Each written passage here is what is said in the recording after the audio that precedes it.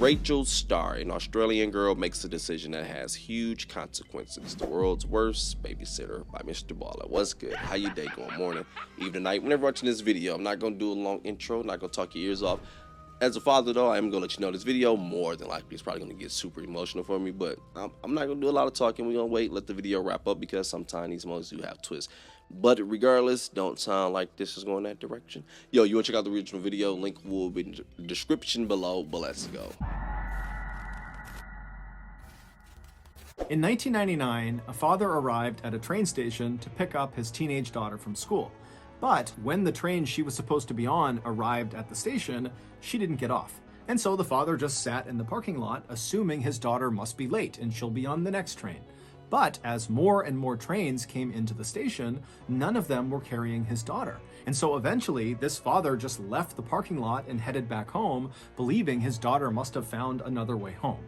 Unfortunately, though, that was not the case. It would turn out his daughter had made a fateful decision that day that would soon turn her and her family's lives into a nightmare. But before we get into that story, if you're a fan of the strange, dark, and mysterious delivered in story format, then you've come to the right place, because that's all we do, and we upload once a week. So if that's of interest to you, please soak the like button's underpants and then place them in the freezer. Also, please subscribe to our channel and turn on all notifications so you don't miss any of our weekly uploads. Okay, let's get into... Ooh, shit, boy, I zoned out on that one, man. Rachel Starr. In 1998, the Barber family was living a charmed life. Michael and Elizabeth had been happily married for 20 years, and they had 3 beautiful daughters who ranged in age from 9 to 15, and they were all thriving. The family lived in a very modest, plain-looking home in Melbourne, Australia, but the second you stepped foot inside of that home, you would see it was bursting with life. The sounds of kids laughing and playing, and of Michael and Elizabeth happily chatting away, filled every room. Now, the Barbers' lives were not perfect by any means. In fact, they struggled financially and lived basically paycheck to paycheck. However, they didn't let their financial struggles define them. Instead, Michael and Elizabeth put a lot of stock in another aspect of their lives that they were all undeniably rich in, and that was in creativity. Michael was a toy maker and a designer, and Elizabeth worked in children's literature. And each of the 3 Barber children were beginning to cultivate their own unique creative gifts. At 9 years old, Heather, who was the youngest, had developed a lovely singing voice. Ashley Rose, who was the middle child at 11 years old, had learned to play the flute. But the Barber's oldest daughter, 15-year-old Rachel, was really the star of the family. In fact, they called her that, Rachel Starr. Rachel was an extremely talented dancer. She was so graceful and stylish that even when she was just walking around, it almost looked like she was dancing. Rachel was also very beautiful, with big emerald green eyes and fair skin, and she had this effortless charisma that just drew people to her. From the outside, Rachel really did look like the kid who had everything going for her. But, like the rest of us, Rachel had her own struggles. Like, she was not a natural student. No matter how hard she tried, math and science just seemed impossible to her. And Rachel had a number of acute fears that really made certain aspects of her life very challenging. She was deathly afraid of the dark, she was afraid of talking to strangers, she was afraid of navigating the public transportation system on her own, and even just the thought of going into a store by herself filled her with immense dread. As a result of having these fears, Rachel was actually very dependent on her parents. Her mother... When he said deathly, I take it to the extreme, too. Not just like, oh, yeah, I'm scared of the dark. No, this sounds like I'm petrified of the fucking dark. It definitely was sounding like Rugrats when he was kind of letting me know about the mom and the dad and how life was. Definitely a beautiful family, not gonna lie to you. Mom, dad, the kids, everyone. Afraid of the dark, she was afraid of talking to strangers, she was afraid of navigating the public transportation system on her own, and even just the thought of going into a store by herself filled her with immense dread. As a result of having these fears, Rachel was actually very dependent on her parents. Her mother, Elizabeth, would jokingly say that Rachel was 15, going on 18, going on 12.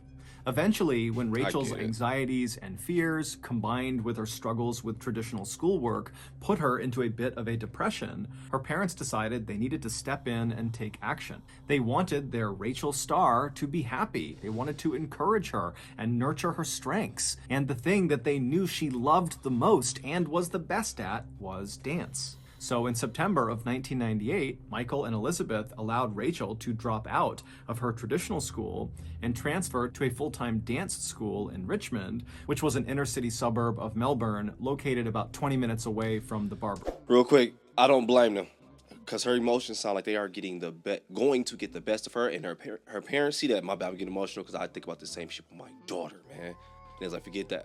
Let's have her emotions now, man. Because when people emotions get the best of them, you know where that shit goes, man. The best at No more was stopping. dance. So in September of 1998, Michael and Elizabeth allowed Rachel to drop out of her traditional school and transfer to a full-time dance school in Richmond, which was an inner-city suburb of Melbourne, located about 20 minutes away from the Barber's house. And once Rachel was enrolled in this new dance school, she blossomed. She made loads of new friends. She started modeling, which was something she was very proud of. So far, because the twist could happen. And she met a boy, Manny, who she absolutely adored. But as well as things seemed to be going for Rachel at her new school, she would soon make a fateful decision that would have absolutely catastrophic effects. On Monday, March 1st of 1999, so 5 months after Rachel had transferred to this new dance school, Rachel and her father, Michael, like every other morning, left the Barber household, climbed into Michael's car, and began driving to Wattle Park, which was a train station closest to their house. From Wattle Park, Rachel would catch a train that would take her to the Richmond station, and then she would get off, she would meet up with a friend, they would have breakfast, and they would walk the rest of the way to their dance school. When Michael pulled into the parking lot at Wattle Park and parked the car, and Rachel was getting her stuff to climb out of the vehicle to head up to the train, he stopped his daughter and said, "Hey, remember, I'll be back here at 6:15 tonight to pick you up." And Rachel looked at him, she smiled and said, "Okay," and then she hopped out of the car and she pranced her way over to the station. Michael watched his daughter just long enough to see her climb the steps and disappear, at which point he put his car back in drive, he left the lot, and he headed back home. That evening, Michael returned to Wattle Park. But at 6:15 p.m., when the train came rolling into the station, Rachel was not on board. Michael assumed his daughter must have been running late and so missed the train she would always take, and so he just sat in the parking lot and waited for the next train to come into the station. And a few minutes later, when it pulled into the station, Rachel was not on that train either. And so Michael, he was starting to get worried because he's looking outside, it's getting dark, he knows his daughter hates being out in the dark, she's afraid of being alone, and he's wondering, what's going on with her, but he keeps telling himself that she's bound to show up any minute. And so Michael just sat in this parking lot and watched train after train after train come through the station, and Rachel wasn't on any of them. Now, Michael didn't have a cell phone, and neither did Rachel, so he couldn't just call her to see where she was. But finally, after a few more trains came through and none of them contained his daughter, he left the parking lot but went to his parents' house, which was much closer than his own home, and he rushed inside and he grabbed their phone and he called back to his home, and when his wife, Elizabeth, Rachel's mom, picked up the phone, he immediately asked her, "Hey, is Rachel home? Did she get a ride home from one of her friends?"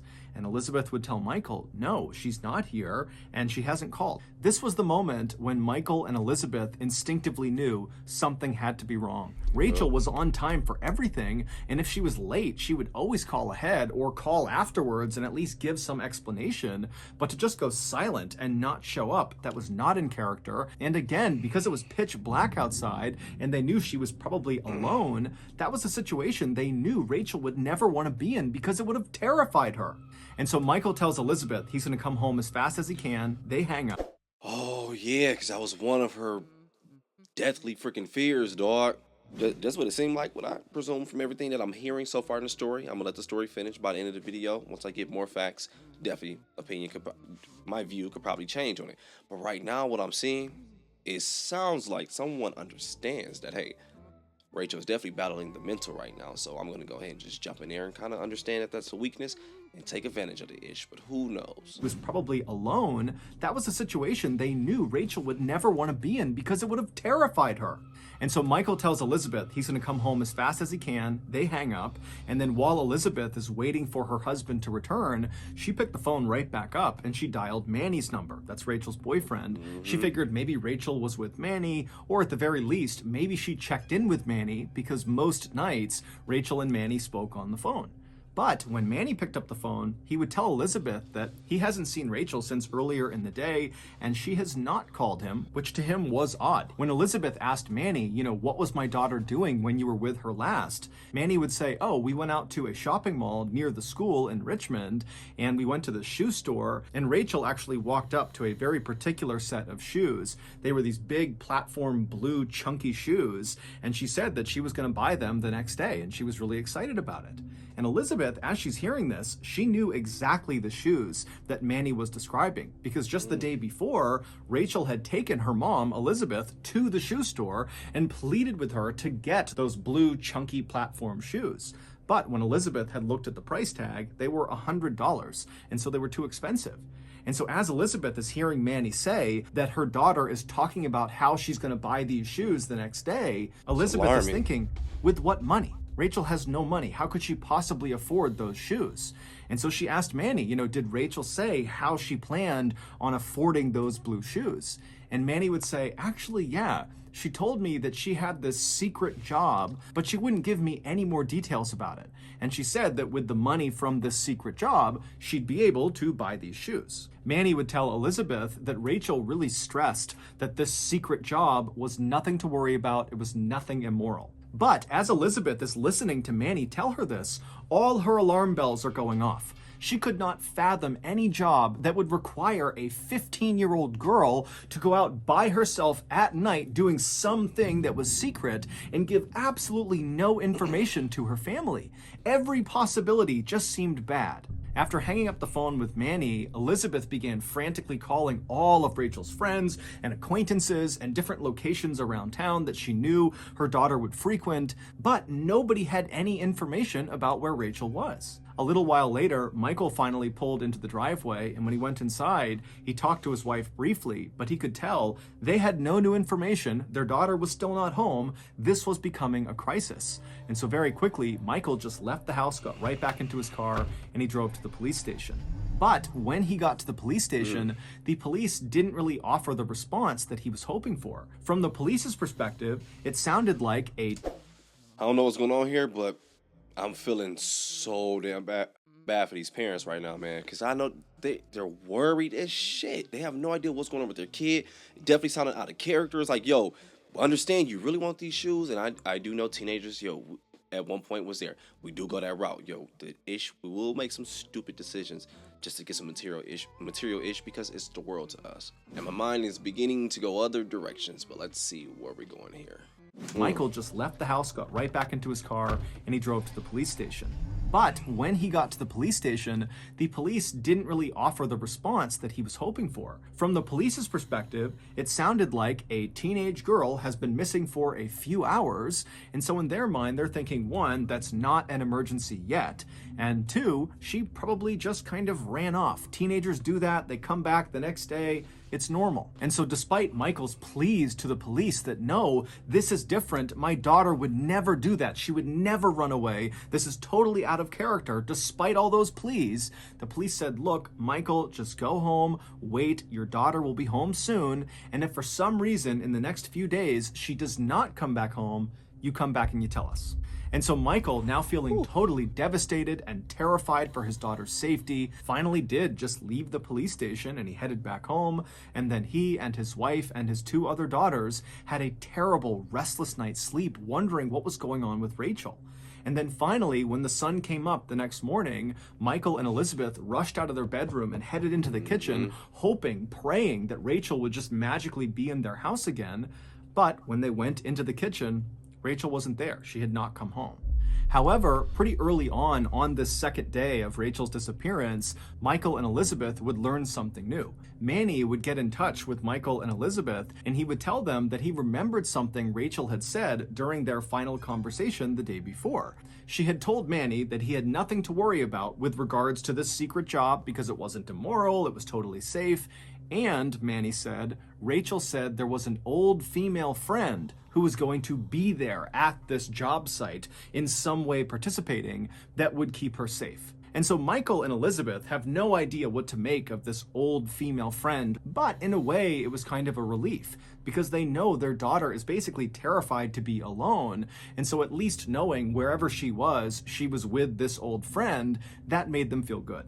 But the parents' positivity about this new development quickly faded when they began calling around to all of Rachel's friends, both new and old, female and otherwise, and none of them were missing. Everybody was where they were supposed to be, and nobody knew anything about what happened to Rachel. The only intel the parents got from this round of calling all of her friends was that several of her friends said that the day before, the day Rachel disappeared, they had walked with Rachel back to the train station after school. Where is the secret one job? of the friends told Michael and Elizabeth that they offered Rachel a ride home so that she wouldn't have to ride the train back home, but Rachel had turned it down, saying her father was going to be meeting her on the other end at Wattle Park at 6:15 p.m. The Barbers didn't know what to make of this. Did Rachel believe at the time that she could go do this secret job and still be back in time to meet her father at 6:15 at Wattle Park? Or did she lie to the friend who was offering the ride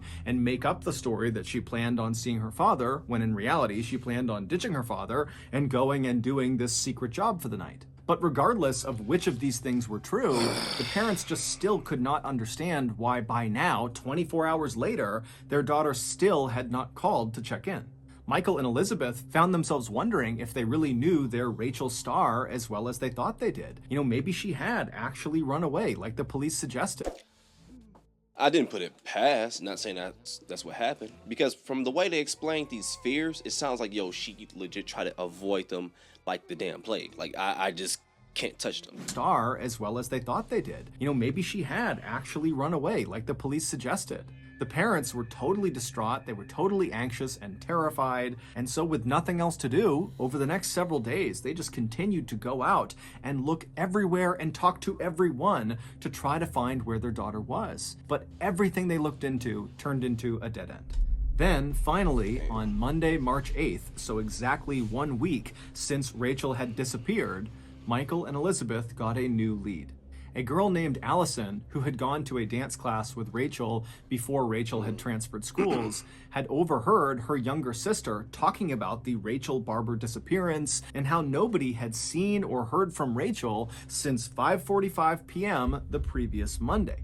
Allison, who had not heard about Rachel's disappearance until this very moment, knew immediately she had to go forward and talk to police because she actually saw Rachel on the night she disappeared, a full hour after her last known sighting.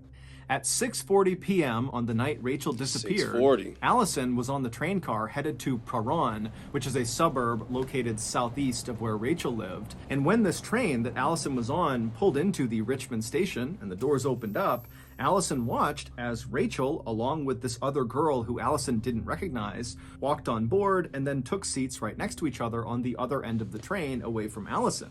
Now, from Allison's perspective, immediately it was clear they were friends. They were laughing and joking together and just kind of in there to each other on the other end of the train away from Allison.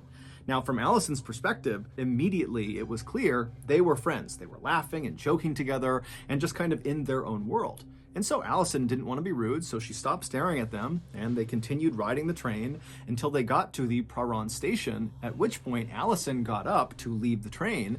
But as she did, she saw Rachel and this mystery girl. They also had stood up and they were making their way out of the door. And as they were leaving, Rachel actually would look up and see Allison, and they would both smile and wave at each other. But that was it. And then Allison would watch as Rachel and her friend would leave ahead of her, and they would walk down the platform. And from Allison's perspective, it seemed obvious that Rachel and this girl were friends, and whatever they were going to go do, they were choosing to go do, and they were going to do together. Hold on, real quick. I went back a bit. I was trying to peep the verbiage. I was trying to see did he say they waved at each other? I missed that part. Let me see. Or did just Allison wave? It was clear they were friends. They were laughing and joking together and just kind of in their own world. And so Allison didn't want to be rude, so she stopped staring at them, and they continued riding the train until they got to the Mrballen station, at which point Allison got up to leave the train. But as she did, she saw Rachel and this mystery girl. They also had stood up and they were making their way out of the door. And as they were leaving, Rachel actually would look up and see Allison, and they would both smile and wave at each other. But that was it. And then Allison would watch as Rachel and her friend would leave ahead of her, and they would walk down the platform. And from Allison's perspective, it seemed obvious that Rachel and this girl were friends, and whatever they were going to go do, they were choosing to go do, and they were going to do together. When Michael and Elizabeth heard about this sighting of their daughter on the train and this mystery girl, on the one hand, it was kind of reassuring because it meant that Rachel was with this friend, potentially the old female friend that Rachel mentioned to Manny, and so whatever she was doing, at least she was not alone. But on the other hand, it begged the question of what role did this mystery person play in wherever Rachel was now? Had Rachel and this mystery girl gone to do this secret job together and then something happened to them? Or had this mystery girl been Rachel's accomplice, and they had run off together like the police thought? Whatever the case was, the Barbers and the police at this point, who were looking much more seriously into the Barber case by now, they knew the next step was identifying this mystery girl. A couple of days later, on Thursday, March 11th, the police called in an artist to create a sketch of this mystery girl that Allison had seen on the train. Allison would describe this mystery girl as being older than Rachel, being heavier than Rachel, and very plain. That day, the police also ordered a trace on all of the phone calls going into the Barber residence on the day before she went missing, because they figured that if Rachel and this mystery girl were in cahoots on some sort of secret thing together. Let's crack this shit, because right now what I'm thinking, and I hope that I'm freaking wrong. But man, it's just the teenager thing. It's just, and I'm hearing about one guy. I just can't help but to think, like, with the picture, my bad, I don't mean to keep saying a bunch of likes. I hate that shit. But with the picture, I noticed there was a shit ton of girls that she taking that picture with. I was like, oh, okay, beautiful. She's making friends and everything. Life is coming along. But we just hear about this one guy, and I hate to associate it with that shit. But, gosh, man, my mind is really taking it there. I was like, all right, was one of them maybe jealous and wanted that guy? Or was it ex of that guy? I don't know. Could be wrong. Maybe this mystery woman is really real. That if Rachel and this mystery girl were in cahoots on some sort of secret thing together, they likely communicated the day before. And when the phone call trace came back, there was one phone number in particular that stood out to police. There was a private phone number that called the Barber household twice on the day before Rachel disappeared. Once at 5:24 p.m., and that call lasted about 15 minutes. And then shortly after that call ended, the private number called back, and then there was another conversation that lasted about 30 minutes. It would take police another 24 hours, but eventually they would figure out who this private caller was. Conversation that lasted about 30 minutes. It would take police another 24 hours, but eventually they would figure out who this private caller was. It was a 20-year-old woman named Caroline Robertson, who very closely resembled the police sketch of the mystery girl that Allison had seen on the train. And it just so happened that Caroline Robertson lived very close to the Mrballen train station where Allison saw the mystery girl and Rachel get off. Additionally, Caroline was Rachel's old babysitter and was very close with the Barber family. And so it seemed very likely that Caroline was both the mystery girl on the train and the old female friend that Rachel had mentioned to Manny when she told him about this secret job. This new information was a huge relief. From Michael and Elizabeth's perspective and the police's perspective, it now seemed very likely that Rachel and Caroline had just snuck off together and were now probably hiding out at Caroline's apartment near the Mrballen train station. And so, believing they could put an end to this missing teenager drama that night, the police hopped in their cars and they drove over to Caroline's apartment.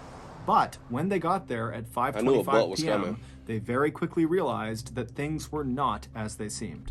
Police walked up to Caroline's front door and they knocked and began yelling out for Caroline and Rachel to come outside, but nobody yelled back and nobody opened the door. When they tried the handle, they found it was locked, so they got in touch with the property's real estate agent, who came out and gave them a set of spare keys, and when the police tried those keys, they found they still could not open the door because the door had been locked from the inside with a special latch. And so the police began walking around the perimeter of the building looking for another way inside. And as they're walking, one of the officers looks up and sees a second floor window of the apartment is open, and it's open enough that clearly a person could slip inside. And so the police contacted the fire department, who showed up very quickly, and they put a ladder up against the side of the apartment that went up to that open window, and then a police officer began climbing up. And when he got up to the window and could look inside, he saw he was looking into a bedroom. And at first, it looked totally ordinary until he noticed there was a body lying face down at the foot of the bed on the ground. It was Caroline. The officer on the ladder immediately turned around and yelled for backup, and then he and other officers poured into the apartment, and before long, Caroline, who did actually still have a pulse, but she was totally unconscious and not responding, she was being rushed to the hospital. And while that was happening, the remainder of the officers who were on site, they all went into the apartment to try to find Rachel. And so as they're searching this apartment, which was totally messy, there was things everywhere, there were boxes everywhere. It almost looked like Carolyn had been packing her apartment to move, potentially, when something happened to her, causing her to fall unconscious inside of her bedroom. And so the police searched this apartment top to bottom, and they did not find Rachel. In fact, there was no trace of Rachel anywhere, except they did find a bag of clothes that looked like they were Rachel's size, not Caroline's size, but it wasn't clear if those were actually Rachel's clothes. And so the police just kind of walked around the apartment, gathering up anything that seemed suspicious, like they found rubber gloves and hair dye, they found some bank receipts and some notebooks with some strange writing in them, and they just hoped that some of this stuff might lead to Rachel.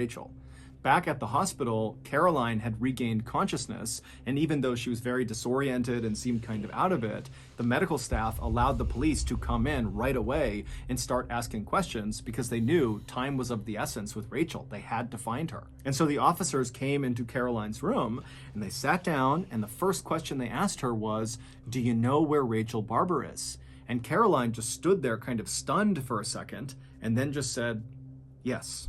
Over the next few months, as Caroline's memory came back into focus, she would piece together one of the most unbelievable stories that police in Melbourne had ever heard. Here we go. The following is a reconstruction of that story based both on Caroline's testimony and on what police were able to actually fact-check. Back on Sunday, February 28th, 1999, so the day before Rachel Let me go back. Let me hear that date. Let me get a pause. Let me find my lighter. 1 second. Here we go. Why do people who smoke always lose their lighter? I'm sitting down. Oh, here we go. Lord, my bad. Unbelievable stories that police in Melbourne had ever heard. The following is a reconstruction of that story based both on Caroline's testimony and on what police were able to actually fact-check. Back on Sunday, February 28th, 1999, so the day before Rachel vanished, Caroline called Rachel and offered her a job. Caroline told Rachel that she was working on this psychology study and she needed participants. However, the study was highly confidential, so if Rachel did want to be a part of it, she wouldn't be able to tell anyone what she was doing.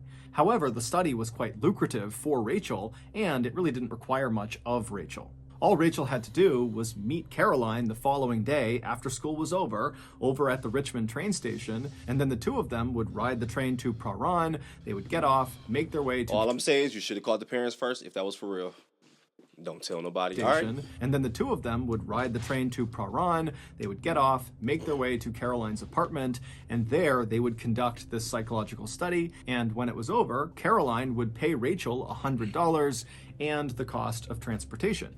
And so Rachel, she was thrilled at the idea because she wanted those beautiful blue shoes. And so she said yes. So the next day, Monday, March 1st, Rachel wrapped up school. She made her way to the Richmond train station. She connected with Caroline. They hopped on board the train. They made their way to Prahran with Allison spotting them on the train as they went. And then when they got off the train at Prahran, Caroline and Rachel would make their way to a nearby pizza shop and get a pizza and some beer. And then they would walk the rest of the way to Caroline's apartment. Once they were inside the apartment, Caroline led them upstairs to her bedroom, and then they both sat down on the floor at the foot of of the bed and began eating their pizza and having some beer and just laughing and exchanging some stories. And then after their dinner was over, Caroline told Rachel it was time to start the study, and it began with a guided meditation. Sitting next to Rachel, Caroline told her to stay calm, think happy thoughts, close your eyes, and just begin to breathe in nice and slow, breathe out nice and slow, and just feel yourself breathing in and out. And so Rachel did as she was told and began breathing in and out and being very calm. And Caroline, at this point, she stood up and began kind of pacing around the room, watching Rachel periodically and reminding her to think happy thoughts and stay calm and keep just listening to herself breathe in and breathe out. And then at some point, Caroline just stopped and stood right in front of Rachel and just stared at her really intently. And at some point, Caroline was confident that the drugs she had laced in the pizza that she had given Rachel were starting to take effect. It looked like Rachel was starting to doze off. And so at that point, Caroline walked around behind Rachel, who still had her This self-defense, huh? And I said I was glad she let her tell a fucking story. Oh, I'm gonna let it finish. Had given Rachel were starting to take an effect. It looked like Rachel was starting to doze off.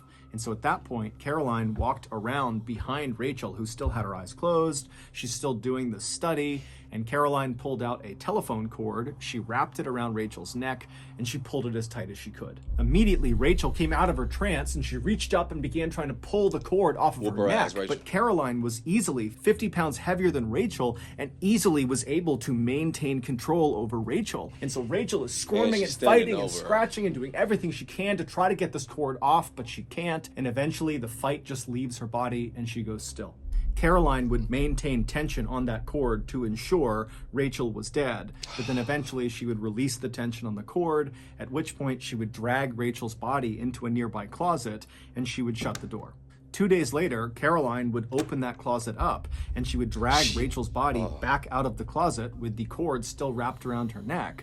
And she would roll Rachel's body up in a carpet and then stuff her inside of a large army duffel bag that Caroline had purchased for this exact reason, for disposing Rachel's body. And then she called a taxi who came to her apartment, and she lugged Rachel's body still inside of this bag and dumped it in the taxi. And then she and Rachel's body and the taxi driver drove about an hour north to rural Kilmore, where Caroline's father had a vacation home. And there she would bury Rachel's body in a shallow grave next to one of her childhood pets. When Caroline had been rushed to the hospital because she was found unconscious in her bedroom by police, the assumption was she and probably Rachel had been attacked, and that was why Caroline was unconscious. I wasn't thinking that. I thought, I ain't gonna lie, that she attacked Rachel, but Rachel ended up putting them hands on her, and then Rachel had to escape, went out the back window, and just don't know what happened at that point. What the fuck?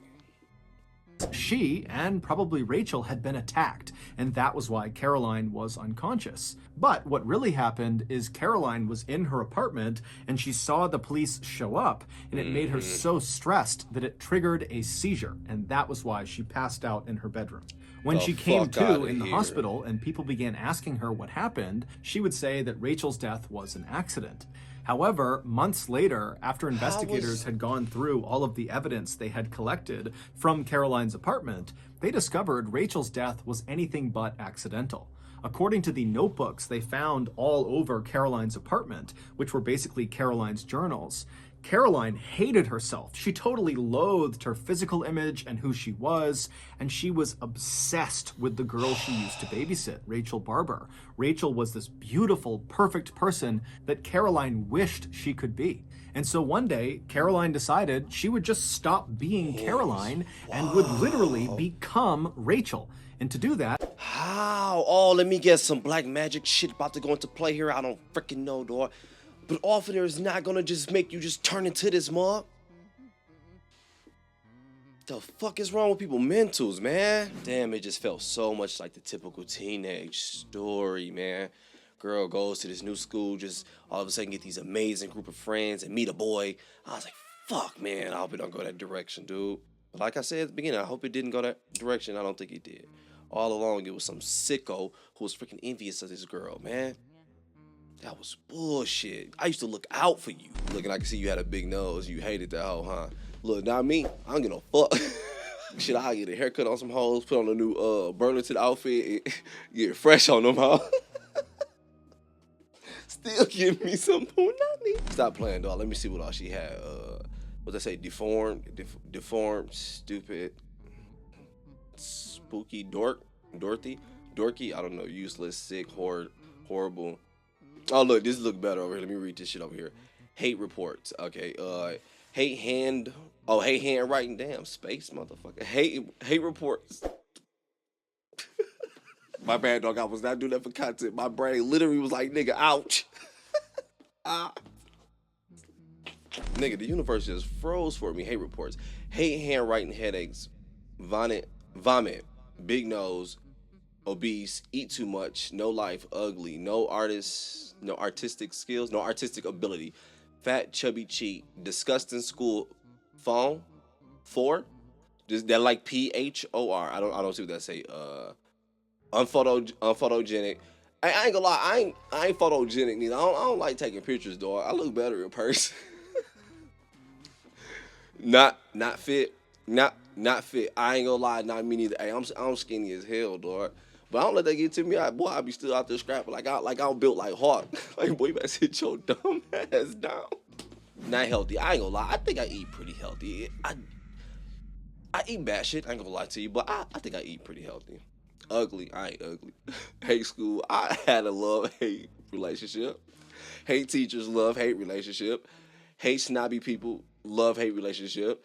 Because them people, they just straight to the point. That snobby people, they get on your fucking nerves, not gonna lie, but they usually right, but they usually straight to the point. All right, most of the time. Thought my alarm was going off, nigga. Hate schoolwork. Not gonna lie to you. I didn't hate schoolwork. I enjoy schoolwork. I hate homework. Cause, nigga, I'm off the clock. I'm at home. Like, love school. Stop playing with me, dog. But when I'm at home, I'm at home. But either way it go, though, hey, it's how it's ran, though, whatever. Hate house music. Oh, house music. Go. Pimples, pizza face. Damn, this is really some sick self-hate, though. Not going to freaking lie to you. And a lot of people really do deal with this shit. This is why a lot of people, all jokes aside, this is why a lot of people really get upset with social media and just media in general. From what you see online, dog, don't feel like that's what the fuck you gotta look like. That's all I'm about to say. I'm not about to say go out here and indulge in so much. Basically, what I'm telling your ass is stay healthy. But far as like looks wise, like shit like you can't control, like my nose, I know I can get surgery. I ain't get no damn surgery. I ain't going under no needle for that shit. I'm gonna die with this mug on my face. Stop playing with me, dog. You either gonna accept that or you gotta do some shit about it, dog. But regardless, look, you ain't gotta look like that. It's people out here who like big noses. I'm done, dog.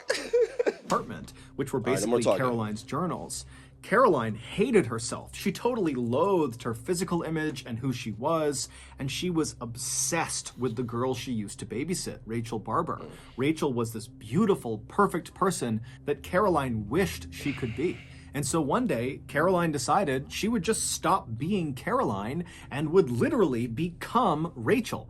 And to do that, she would kill Rachel and assume her identity. The secret job, the psychology study that Caroline offered Rachel, was a very intentional trap. She knew Rachel wanted money for things like those blue shoes, and she knew Rachel would trust Caroline. Caroline was her babysitter, and so Rachel would have no problem going into Caroline's apartment alone at night to get the money.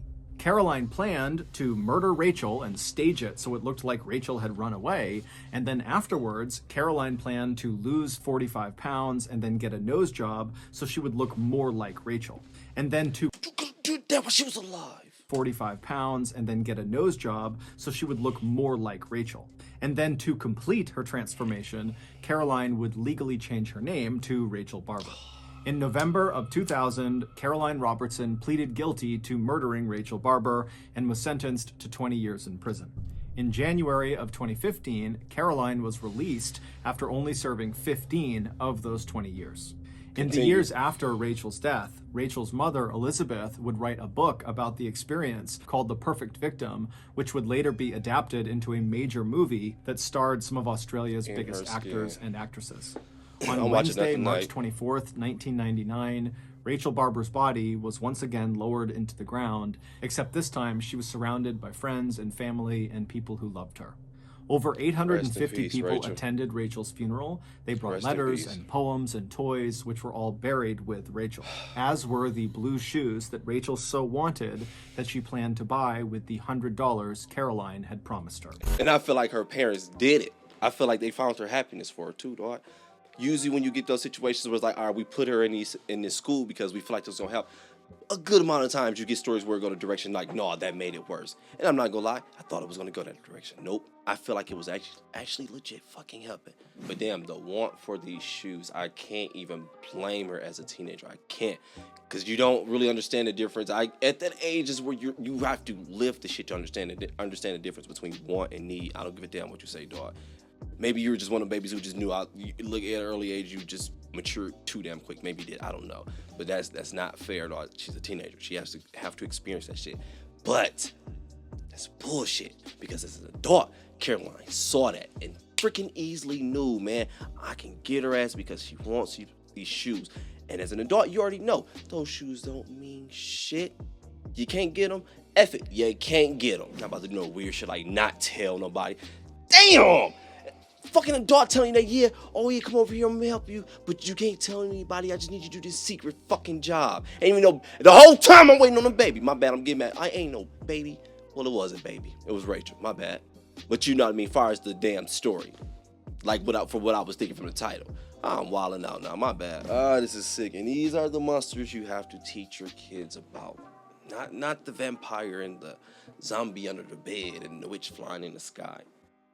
You ain't gotta teach them about them ones. I mean, let them enjoy and have fun with them ones, if depending on what you do in your home. But the real monsters, them humans, them the ones you really gotta tell them about. And that's bullshit, man.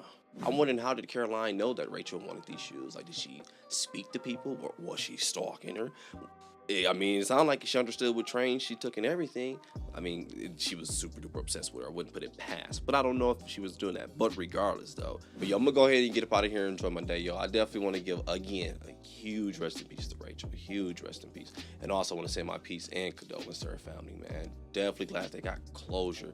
At the least, this was so... I don't even want to speak the other person's name anymore. But I felt bad for her on the floor. Like, I was like, oh, shit. Some ish happened. Fucking that move. That mean wrap it up. All right, I'm gonna wrap it up, man. Hey, yo, enjoy your day, morning, evening, night, whenever you're watching this video, dog. Hey, be safe out here for real.